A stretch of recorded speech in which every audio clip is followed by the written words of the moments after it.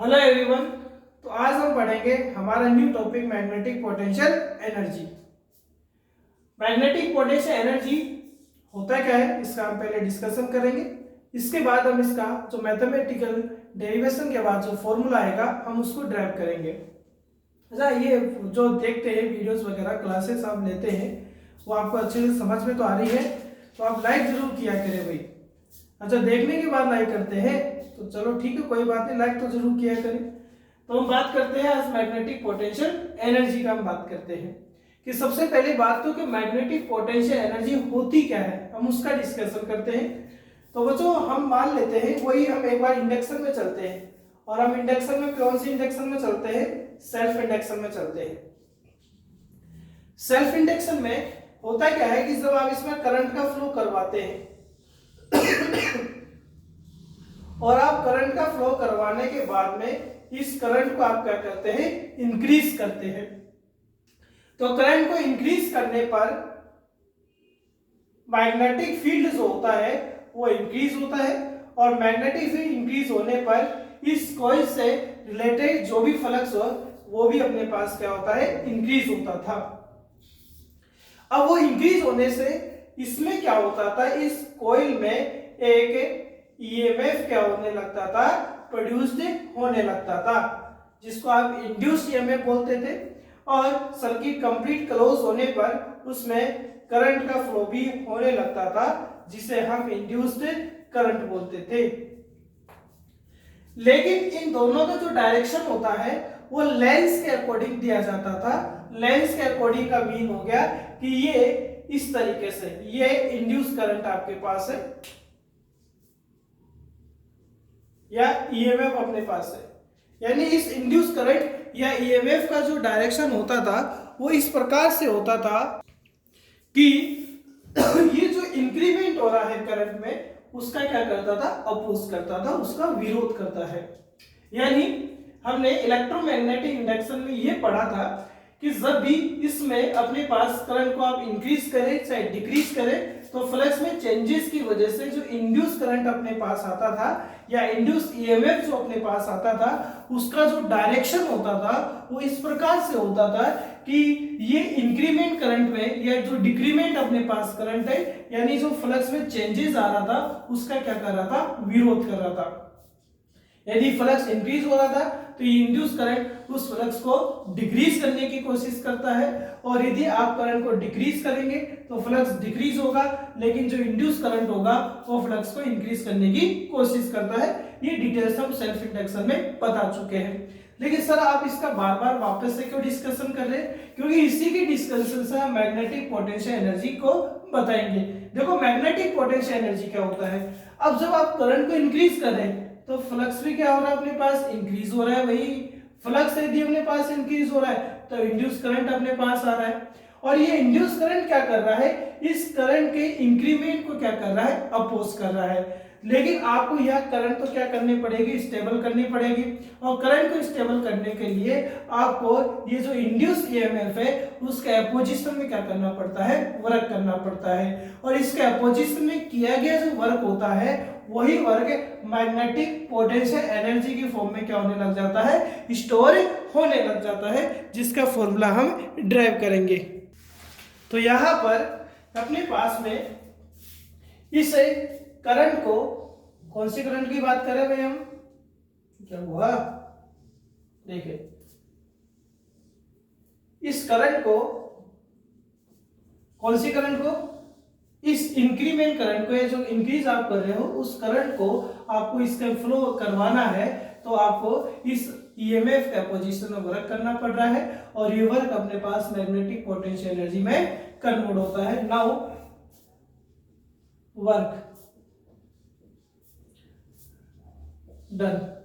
Work done की यदि बात करें किसके अपोजिशन में, in opposition of induced EMF, तो ये वर्क आपके पास क्या होता है। अच्छा, वर्क की हम बात करें कि हम वर्क का फॉर्मूला कैसे फाइंड करते हैं, ये कौन सा वर्क अपने पास होगा, तो ये कहीं ना कहीं अपने पास चार्ज के फ्लो के कारण, चार्ज के फ्लो के कारण कह सकते हैं, या आप पोटेंशियल के कारण कह सकते हैं, या ईएमएफ के कारण कह सकते हैं। और वर्क के लिए आप पोटेंशियल का फॉर्मूला याद करें, पोटेंशियल क्या होता है, W/Q होता है। W अपॉन Q होता है। तो यहाँ पर जो वर्क होगा वो वर्क अपने पास कौन होगा, V इंटू क्यू होगा। वर्क यानी एनर्जी, एनर्जी यानी वर्क, तो यह वर्क आपके पास क्या होगा, वर्क होगा अपने पास V इंटू क्यू होगा। या वर्क में मान लेता हूं डी डब्ल्यू हो रहा है, छोटा वर्क एलिमेंट, ये V की यहाँ V कौन है, पोटेंशियल, लेकिन हमारे यहाँ V कौन होगा, ईएमएफ होगा, इंड्यूस ईएमएफ अपने पास होगा, और Q हम मान लेते हैं कितना है अपने पास, dq है। अब आप यहाँ E का वैल्यू आप देखें, E का वैल्यू हम देखेंगे फैराडे के सेकंड लॉ से। अकॉर्डिंग टू सेकंड लॉ किसका भाई, फैराडे का।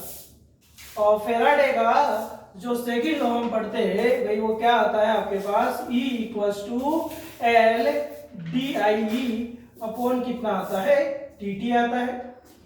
हम मोड ले लेते हैं, मैग्नीट्यूड हम फाइंड कर लेते हैं उसका। इक्वेशन कितना आ गया, सेकंड आ गया। इक्वेशन सेकंड का वैल्यू हम पुट कर देंगे इक्वेशन नंबर फर्स्ट में। आप जैसे पुट करेंगे तो डी डब्ल्यू वर्क क्या आएगा, ई का मीन क्या है, एल डी आई अपॉन डी टी इंटू क्या है, डी क्यू है। लेकिन आप यहाँ देखेंगे यहाँ पर डी क्यू भी आ रहा है, डी आई भी आ रहा है, तो हम दोनों के रेस्पेक्ट में तो इंटीग्रेशन करेंगे नहीं, क्योंकि आप टोटल वर्क फाइंड करेंगे तो आपको क्या करना पड़ेगा, या इंटीग्रेशन करना पड़ेगा। और इंटीग्रेशन करने के लिए, क्योंकि मैं यहाँ करंट को इंक्रीज करने पर क्या कर रहा हूँ, वर्क कर रहा हूँ, क्योंकि करंट को इंक्रीज करने पर या डिक्रीज करने पर जो वर्क होगा वही अपने पास क्या होगा, अपोजिशन में होगा। तो हम क्यू को, डी क्यू को यहाँ क्या कर देते हैं, चेंज कर देते हैं। और हमें पता है कि करंट क्या होता है, I equals to D Q by D T होता है। ये इक्वेशन थर्ड दे देते हैं, तो यहाँ से डी क्यू क्या हो जाएगा, आई डी टी हो जाएगा। भाई होगा या नहीं होगा। अब इस डी क्यू का वैल्यू आप थर्ड में पुट कर देंगे, ये हम यहां से हटा देते हैं। भैया देखो पुट करते हैं, तो यहां से अपने पास में डी डब्ल्यू यानी वर्क कितना आएगा, L D I by D T D Q. D Q का वैल्यू क्या है आपके पास, आई डी टी है, पुट कर दीजिए, आई डी टी आ गया, डी टी से डी टी कैंसिल हो जाएगा, तो D W equals to L I D I आ गया। अब मैं मान लेता हूं कि मैं उसका जो करंट है वो इनिशियल जीरो से कहां तक इंक्रीज कर रहा हूं, आई अमाउंट तक क्या कर रहा हूं, इंक्रीज कर रहा हूं। आई अमाउंट तक इंक्रीज करूंगा तो इसका मीन हो गया कि मुझे करंट को इंक्रीमेंट करने पर इंड्यूस ईएमएफ के अपोजिशन में वर्क करना पड़ेगा। तो वर्क करना पड़ेगा तो टोटल वर्क क्या होगा, आप दोनों साइड क्या कर देंगे, इंटीग्रेशन कर देंगे, एल आई डी आई, यहाँ 0 टू आई डी डब्ल्यू का इंटीग्रेशन, डब्ल्यू होगा भाई, यहाँ एल कांस्टेंट आ जाएगा, और आई का इंटीग्रेशन आपको करना पड़ेगा। और आई का इंटीग्रेशन का फॉर्मूला यहाँ यूज आ रहा है, एक्स की power n d x, x की power n plus 1 upon n plus 1 plus सी।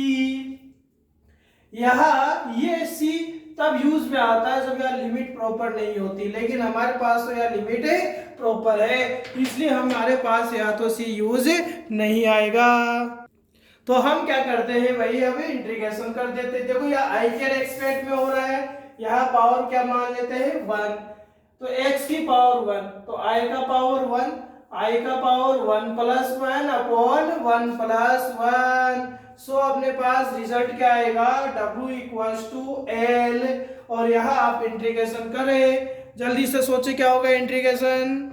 तो सोच लिया क्या होगा इंटीग्रेशन, क्या होगा, i का पावर 1 प्लस 1 यानी आई स्क्वायर वाई 2 होगा, लिमिट 0 से i यूज लेंगे आप, क्लियर है। तो w इक्वल्स टू क्या आ जाएगा, हाफ एल आई स्क्वायर।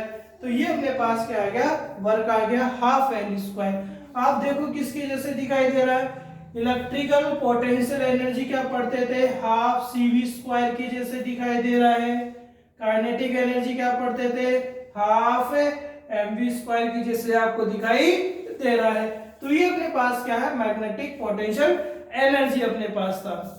अब मैग्नेटिक पोटेंशियल एनर्जी जो है वो सोलेनोइड के लिए पढ़ रहे हैं भाई, इसके लिए पढ़ रहे हैं, सोलेनोइड के लिए पढ़ते हैं। देखे क्या होता है आपके पास में सोलेनोइड के लिए। तो मैग्नेटिक पोटेंशियल एनर्जी हम किसके लिए देखेंगे, सोलेनोइड के लिए देखेंगे। तो मैं मान लेता हूं कि बच्चों सोलेनोइड का जो सोलेनोइड आपके पास है उसका लेंथ कितना है, एल मान लेते हैं, स्मॉल एल मान लेते हैं। उसका जो एरिया है कोइल्स का वो ए मान लेते हैं। इसका मैग्नेटिक फील्ड है, इसका मैग्नेटिक फील्ड सोलेनोइड का बी मान लेते हैं। और उसमें जो करंट का फ्लो हो रहा है वो करंट मान लेते हैं कितना है, आई है आपके पास में। पर यूनिट लेंथ में, पर यूनिट लेंथ में नंबर ऑफ टर्न्स हम स्मॉल एल मान लेते हैं, यानी टोटल नंबर ऑफ टर्न्स हमने कितने मान रखे हैं, एन मान रखे। किस में मान रखे भाई, है सोलेनोइड में मान रखे हैं आपने।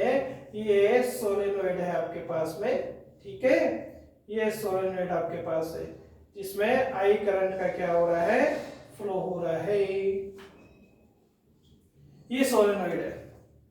अब हमें ये पता होना चाहिए सबसे पहले बात हो कि आप फाइंड क्या करना चाहते हैं, सोलेनोइड का मैग्नेटिक पोटेंशियल एनर्जी भी फाइंड करेंगे और उस मैग्नेटिक पोटेंशियल एनर्जी का हम डेंसिटी भी फाइंड करेंगे। तो यहाँ सबसे पहले बात हमें ये पता होना चाहिए कि मैग्नेटिक पोटेंशियल एनर्जी क्या होता है। मैग्नेटिक पोटेंशियल एनर्जी अभी हमने पढ़ा है Li² होता है। यानी आपको अब ये पता होना चाहिए क्या कि यहां पर L जो होगा वो इंडक्टेंस होता है, सेल्फ इंडक्टेंस। वो सेल्फ इंडक्टेंस सोलेनोइड के लिए कितना होगा वो आपको पता होना चाहिए भाई। इसके साथ हम करंट का फॉर्मूला भी यहां पर निकालेंगे और करंट का फॉर्मूला हमें मैग्नेटिक फील्ड जो है सोलेनोइड का उसकी फॉर्म में फाइंड करने वाले हैं। तो यहाँ एल आपको पता होना चाहिए। एल अपने पास क्या है, मैंने पढ़ा है भाई लास्ट क्लास में, एल इंडक्टेंस है किसका, सोलेनोइड का। और सोलेनोइड का इंडक्टेंस जो होता है उसका फॉर्मूला याद करें, पढ़ाया है mu not an square small L, small L या लेंथ एंड एरिया। ये जो एल होता है वो सोलेनोइड का सेल्फ इंडक्टेंस होता है। इक्वेशन नंबर क्या आ गया, सेकंड आ चुका है। अब आपको किसका चाहिए यहाँ पर वैल्यू, करंट का वैल्यू भी आपको चाहिए और करंट का वैल्यू हम मैग्नेटिक फील्ड की फॉर्म में फाइंड करेंगे। इसके बाद आई देख लेते हैं। तो मैग्नेटिक फील्ड जो होता है सोलेनोइड का वो B = क्या होता है, म्यू नॉट स्मॉल Ni होता है। तो आई यहां से फाइंड करेंगे, B की फॉर्म में क्या होगा, B/म्यू नॉट स्मॉल n होगा वही। इक्वेशन थर्ड आ चुका है। फर्स्ट और सेकंड एंड थर्ड से आप इक्वेशन नंबर फर्स्ट में वैल्यू पुट कर दीजिए। तो W यानी एनर्जी कितना आ जाएगा, हाफ L। L का वैल्यू क्या है, mu naught small n square L and A। I का स्क्वायर है तो आप भी स्क्वायर करेंगे, B mu naught small n का और स्क्वायर। अब इसको सोल्व कर दीजिए तो वर्ग यहां से क्या आने वाला है, देखे हाफ म्यू नॉट, अभी एज इट इज लिख रहा हूं इसको, मैं इसका क्या कर रहा हूं, स्क्वायर ओपन कर रहा हूं तो ये आ गया B² mu naught square n square. तो देखे अब यहां हम देखते हैं ये वाला पोर्शन इस वाले पोर्शन से उड़ सकता है, कैंसिल आउट है। यहाँ एक म्यू नॉट से एक म्यू नॉट भी क्या हो सकता है, कैंसिल आउट हो सकता है।